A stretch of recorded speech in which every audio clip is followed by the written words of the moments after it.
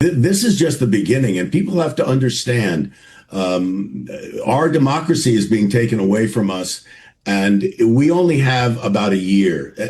Just to be clear about this, and people, you're doing a great job, and a lot of other people are doing a good job to tell people what is actually happening in this country. But make no mistake, we have a year before this country becomes a full-on autocracy and democracy completely leaves us. And we're looking at the election in 2026, and Donald Trump knows. He knows that in a free and fair election, he will lose.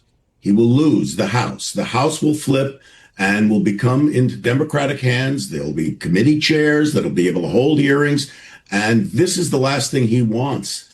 So this little, these ICE agents and the National Guard, and now he's called the military in from all over the world to talk to them about, don't be surprised when polling booths are surrounded by American military in the guise of making sure that the elections are fair and that nobody's tampering with anything. And when you see violence breaking out, which there'll be protests, there'll be inciting violence, there'll be some violence, and they'll kick back. Then you'll see the commandeering of voting machines, ballot boxes, to make sure that that election is secure. Well, what that means is that he will then commandeer the election. So we have to make the public absolutely aware that their democracy is being taken from them. And we have to do everything we can to make sure people understand that. People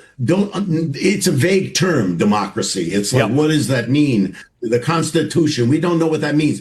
People care about their pocketbook issues, the price of eggs, they care about their health care, and they should. Those are the things that directly affect them.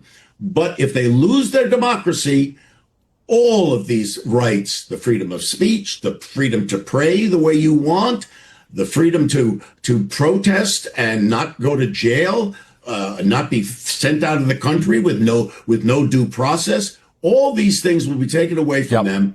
And we have to educate the public that this is what's happening right now in America.